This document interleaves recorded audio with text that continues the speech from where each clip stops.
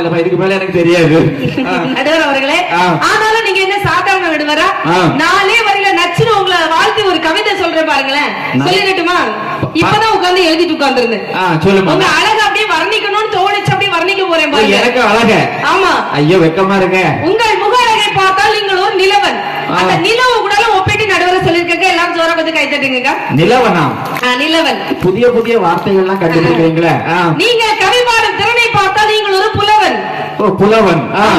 நீங்கள் தமிழ் சொற்களை நடும் திறனை பார்த்தால் நீங்கள் ஒரு உழவன். உழவன். மொத்தத்தில் மேக்கப்பை போடாத ஒரு கிழவன். எதுக்கு சிரிக்காங்க பாத்தீங்களா? ஆமா சரியா தான் சொல்லிருப்பா போல. அவர்களே, உங்களை பார்த்து நான் ஏன் கிழவன் சொன்னேன் சொல்லுங்க. உங்களுக்கே தெரியும், நீங்களே ஒரு தமிழ் வாத்தியார். ஏன் அதாவது கிழவனுக்கு இன்னொரு பொருள் என்ன அப்படின்னா தலைவன் அர்த்தம். இந்த பட்டிமன்றத்துக்கு தலைவனே நீங்க தான் அப்படின்னு சொல்லி உங்களை தலைவனைக்கு பேச வந்திருக்க நடுவர் அவர்களே. பட்டிமன்றத்துக்கு தலைன்னு சொல்ல வரீங்க. தலை